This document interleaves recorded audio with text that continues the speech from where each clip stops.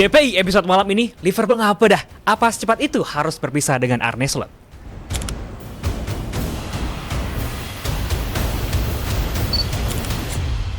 Kalau lo cetak 4 gol, kenapa harus kebobolan 3? Untung Madrid punya Mbappe.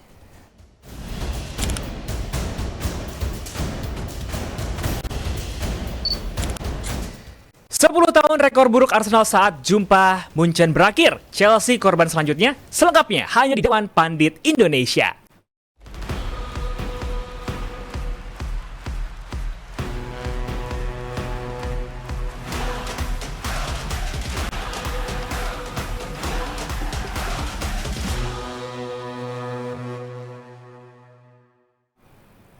Happy Friday Jam Team. Selamat datang di Dewan Pandit Indonesia. Woo! Ya walaupun hati sendu gitu kan, tapi tetap harus semangat dong. Anyway, gimana kabar kalian? Semoga kalian tetap happy ya di tengah pekan yang banyak pertandingan kemarin. Bakal kita bahas lengkap bersama pandit-pandit kita yang kayak ini berasa line up divisi Humas Liverpool ya. Mungkin beda tapi Liverpool disatuin ya. Ada siap pembela. Ada Mas Sabto Haryo, apa kabar Mas Haryo? Baik. Aman ya? Aman. Barcelona Liverpool aman ya? Aman terus pokoknya. Dua-duanya ya. Tapi tenang, Mas Haryo nggak akan jadi bulan-bulanan netizen. Iya karena sih. ini ya, sasakan buknya ada di Rizal Valenti ini. Gimana Zal, udah siap klarifikasi? Berat, tapi ini bersejarah nih. Bisa aja nih Jumat terakhir kita ngeliat Arne Slot sebagai pelatih Liverpool. Jadi tanda-tanya besar untuk Arne Slot, tapi akan kita bahas di hari ini lah. Aduh, tapi belakangan emang agak kesel juga ya ngelihat fans Arsenal yang makin jumawa. Tapi emang pantas sih, Iyalah, kualitasnya emang begitu. Nanti kita bakal bahas. Dan sebelum itu kita akan beralih ke ini nih. Ada rival dari Barcelona yang kemarin walaupun menang, tapi harus kebobolan 3 gol. Hanya membawa satu back, Raul Asensio ya, yang hanya ada di pertahanan itu. Dan Carreras sebagai center back diduetin sama Raul Asensio. Mas Aryo ngeliatnya gimana pertahanan dari Real Madrid yang kemarin bocor banget tuh kalau kita lihat. Iya, bocor, tapi nggak dalam semua game sih bisa dibilang ya. Ya walaupun memang banyak shots ya yang mereka terima di game tersebut. Kalau kita compare dengan game lawan Barcelona menang cukup nyaman juga kan, 6-1 waktu ngalahin Olympiakos. Tapi itu Madrid, startnya kan sebetulnya cukup nyaman ya. Mereka unggul 3-1, ada 1 gol lagi Vini tapi kena VAR juga, katanya offside, sehingga tetap 3-1 waktu break. Lalu mereka golin lagi dan akhirnya skor akhirnya menjadi 4-3 gitu. Kalau gue sih pribadi melihat ini sebagai hal yang sesuai apa yang dikatakan oleh Xabi Alonso, bahwa yang penting adalah kita bisa menghentikan rentetan 3 laga tanpa menang. Kan di 3 laga sebelumnya mereka nggak menang ya. Sekali kalah, 2 kali imbang. Kalah Liverpool ya pertama, lalu imbang 0-0, lalu imbang lagi. Kemarin 2 sama lawan LC. Sebelumnya lawan Rayo Vallecano 0-0. Dan waktu itu gue ngobrol sama Adiani juga kan. Gue bilang bahwa yang mungkin menjegal Madrid adalah tim-tim yang seperti itu. Rayo Vallecano, LC, tim-tim yang Olympiakos. tradisional yang bisa emang menyulitkan Madrid gitu. Kalau ketemu tim besar, mereka justru punya kemampuan untuk bisa menang gitu. Ya kepleset juga waktu lawan Liverpool kemarin ya. Tapi ya itu yang lebih menjadi fokus utama dari Xabi Alonso. Dia rely heavy pada Mbappe dan Mbappe selalu bisa deliver, mencetak begitu banyak gol. Di musim ini top scorer di Champions League, top scorer juga di La Liga. Artinya lo rely on sama 1 orang dan 1 orang itu bisa deliver. Walaupun lo kebobolan 3 gol. Makanya kan selalu gue bilang kalau yang ujaran Justin yang selalu bisa kepake, ya itu untuk Real Madrid.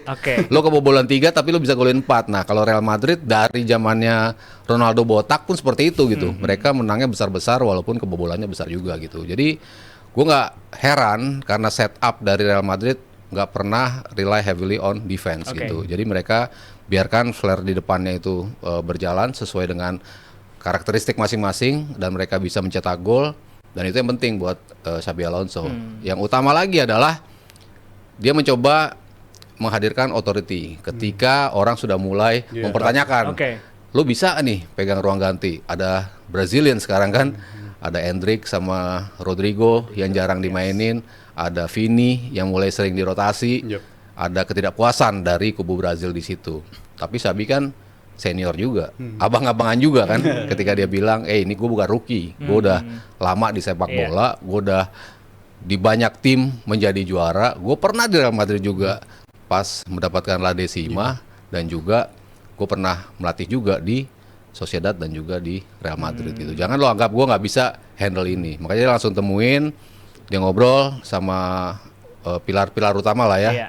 yang bisa dibilang agak dispute di situ gitu. Tapi ya harus dilihat ke depannya emang benar nggak si Xabi tuh bisa melakukan itu gitu. Kalau gue pribadi sih melihat bisa.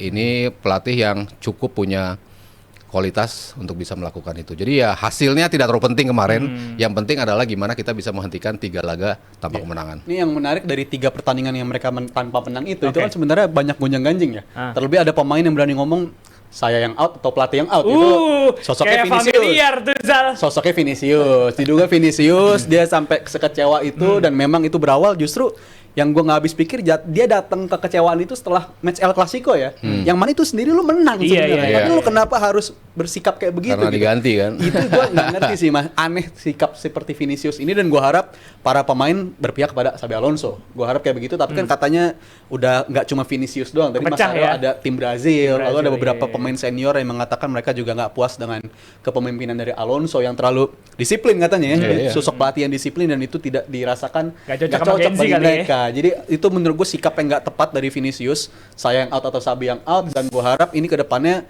jadi pelajaran bagi Xabi. Dia punya pengalaman, tapi ini sebuah situasi yang berbeda lah. Situasi bintang dan Vinicius gue anggap salah satu pemain paling senior di Madrid. Dia udah menghasilkan trofi di Liga Champions, dia juga udah delivered. Ini sesuatu yang menurut gue kalau ke depannya kayak begini terus susah sih buat ngeliat masa depan Vinicius di Madrid. Bukan ya? Alonso-nya ya. Iya. Gue justru Malah berpihak ke Viniciusnya ya? Alonso-nya. Justru ini Vinicius kalau begini terus, gue bilang harus ada tindakan tegas nih. Nggak bisa pemain kayak bilang kayak hal seperti itu ke pelatih yang relatif masih baru. Nggak banget lah menurut gue Vinicius. Apalagi- Bukannya lu lebih setuju Xabi out biar gantiin Arnes Slot? Ini kesempatan dia mahal ini. Mahal ini kesempatan. Tukar guling aja gue mau. Sama-sama pernah juara kan di Liga. Iya. Tapi kalau kita ngelihat kemarin walaupun backline Madrid juga lagi krisis gitu kan, hanya ada satu center back kemarin, tapi terselamatkan oleh Mbappe yang di bawah Xabi Alonso. Kylian Mbappe ini menemukan formnya kembali lah. Iya. Ngelihat Kylian Mbappe kayaknya ini lebih cocok di sistemnya Xabi Alonso ya. Walaupun kalau kita lihat di Ancelotti kan masalah dia kan belum tahu nih posisi Iya. yang pas buat dia, tapi di era Alonso ini posisinya sama tapi lebih form gitu. Iya, lebih ke kayaknya ke 4-1-4-1 ya jadinya ya kan seperti itu. Tapi ya gue sih ngelihat Mbappe di musim pertama emang adjustment. Masalah adjustment ketika dia menjadi sentral yang harus dimainin terus, tapi lu cocok nggak sama Vini pertama kali? Apakah lu cocok untuk main dengan 3, ada Rodrigo juga di posisi itu gitu kan. Rodrigo, Mbappe dan juga Vini. Itu semuanya karakternya ya bisa dibilang mirip-mirip. Doyan roaming dari wings, masuk, nembak, tipenya mirip-mirip semua gitu kan. Satu dari kanan, satu dari kiri, satu dari tengah gitu. Dan butuh waktu cukup panjang untuk bisa menemukan formnya si Mbappe itu sendiri gitu kan. Yang orang bilang dia flop di awal kedatangan, tapi 31 gol menurut gue nggak ada flop-flopnya gitu loh. Pemain bisa mencetak sebanyak itu, ya memang tidak mendapatkan gelar di musim tersebut. Tapi gue udah ngeliat, ya ini namanya superstar, lo mau ditaruh di mana, pasti dia akan menemukan performance itu. Beda kayak Isak, beda sama Ekitike, itu kan beda sama Florian Wirtz ya. Pemain-pemain itu kan belum superstar players, belum big profile players, good players. Oke.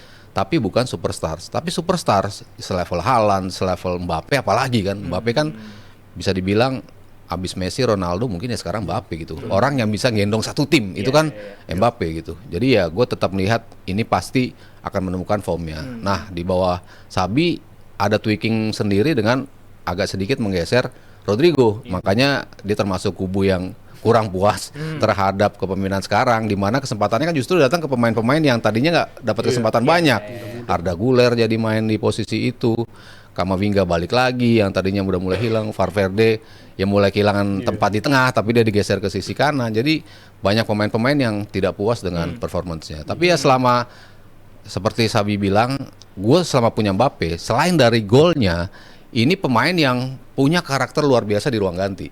Kita sering lah ngelihat cuplikan dia di Prancis seperti apa, marahin teman-temannya sendiri gitu kan. Bawel dia juga. Iya, bawel tipenya seperti itu karena dia emang winner, dia mau dirinya menang. Ya tipe-tipe Ronaldo kan terlihat egois, pengen nyetak gol terus gitu. Tapi dia bisa bawa itu ke ruang ganti, bisa ngajak teman-temannya untuk ngikutin levelnya dia gitu. Makanya kenapa kalau misalnya suruh milih gitu Mbappe ataupun Vini, ya gue yakin pasti Mbappe yang dipilih karena influence dia di ruang ganti tuh beda sekali gitu dengan pemain-pemain yang sebelum ini Dan- nggak ada di situ. Dan harusnya Vini sadar ya, setelah momen dia gagal di Ballon d'Or dari Rodri, performa dia kayak gimana sih untuk Madrid gitu. Dia performanya jauh di atas, jauh di bawah standar Vini biasanya, performanya turun drastis. Terlebih kalau kita nggak suka sama Yamal karena terlalu banyak keluar-keluar, kan kadang Vini juga sering keluar-keluar gitu di atas lapangan, di sosial media dia ngelakuin itu. Jadi ya udah tepat menurut gue sikap dari Madrid apabila mendapatkan peran dari Mbappe kayak begini, dan Mbappe sendiri juga kemarin respon dia menaklukkan game tersebut untuk demi menjaga pelatih katanya. Dia jadi ada respon dari situ, dan gue ngeliat beberapa pemain Madrid kayak Valverde juga berikan sosial media di postingannya dia pengen berjuang lagi. Jadi menurut gue ini sesuatu lagi terjadi di balik layar Real Madrid gitu. Di balik performanya di atas lapangan, tapi di balik layar juga pemain-pemain kayak ngerasa udah mulai kesentil nih. Ya tugas gue harus menyelamatkan pelatih gue karena udah terlalu nggak nyaman pelatih ini diperbincangkan mau di depak lah, mau di apa. Jadi itu situasi nggak menguntungkan bagi Alonso, tapi ya Mbappe pemain yang bisa buat tim lu tuh seolah-olah jadi Mbappe and friends gitu. In an instant dia bisa bikin tim lu instannya berasa. Jadi Madrid cuma Mbappe and friends sih. Gue khawatirnya at some point di musim ini, ini Oke. mereka kan setelah lawan El Clasico sempat unggul leading jauh poinnya. Tapi sekarang udah bedanya cuma 1 poin lagi Oke. gitu. Ya. Udah tipis lagi. Situasi yang kalau begini terus udah terbukti nggak sustain gitu. Mereka bisa unggul tadinya jauh, tapi tiba-tiba ketika tim lagi nggak perform, kebobolan tetap mulai datang, mereka bisa kekejar sama Barcelona. Gue khawatirnya musim kayak musim lalu terulang lagi gitu mas. Karena musim lalu Barcelona kan juga sempat jaraknya sempat lumayan jauh sama Madrid, tapi akhirnya kekejar dan akhirnya hilang momentum di sana. Jadi kalau Mbappe kayak begini terus, dan gue yakin dia bakal begini terus, Oke. tapi lini belakangnya masih kayak begitu, menurut gue masih jadi problem tantangan ya. tersendiri. Tapi asalkan Barcelonanya kayak Araujo gitu terus kemarin ya, mungkin arahnya bisa ke Madrid tetap. Tapi kalau sampai ada perubahan di Januari, gue khawatirnya mereka kepleset lagi sih kalau ngandelin gini doang. Perubahannya juga dibanding musim lalu. Oke. Musim lalu kan, kenapa gue bilang Madrid akhirnya hilang dari jalur juara? Di mana di awal musim gue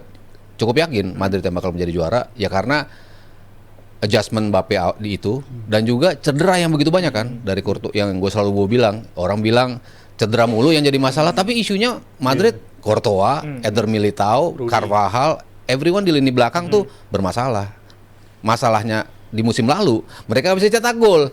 Mbappe nggak banyak golnya di awal, Vini juga lagi struggling banget untuk menemukan formnya di musim lalu gitu. Nah sekarang kan beda, ada masalah di belakang, memang adjustment juga dengan masuknya Hussein, masuknya juga Carreras di sisi kiri, ya kemarin mungkin one of his bad performance ya bisa dikatakan seperti itu.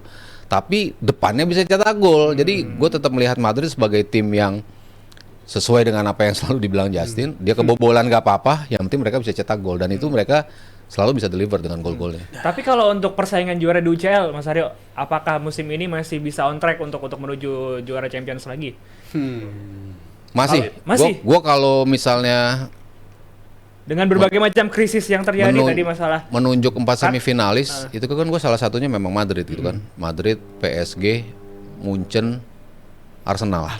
Gue melihat 4 tim itu yang punya kandidat paling gede lah. Ya kalau in ordernya yang paling atas, menurut gue jadi Arsenal. Dari awal kan gue bilang dia peluangnya lebih besar jadi juara di Liga Champions ketimbang di Liga Inggris. Gue pribadi masih melihat itu gitu. Kalau kemarin kan Mas Firzi udah Coret mencoret si Madrid buat jadi kandidat juara nih, kontender juara UCL. Kalau lu Zal? Ya, kalau gua sih masih naruh dia favorit lah ya, top 3 lah setidaknya kalau Top Madrid 3. masih ada Madrid di sana tetap karena Madrid ya. itu faktor Mbappe, dan sekalipun kalau mereka lagi tampil buruk, mereka bisa aja kebobolan, tapi kemarin faktornya kipernya bukan Courtois. Tapi kalau kipernya Courtois, menurutku situasinya beda. Ini kiper yang bisa mengubah situasi jalannya pertandingan. Harusnya lu kebantai, tapi lu jadi nggak kebantai.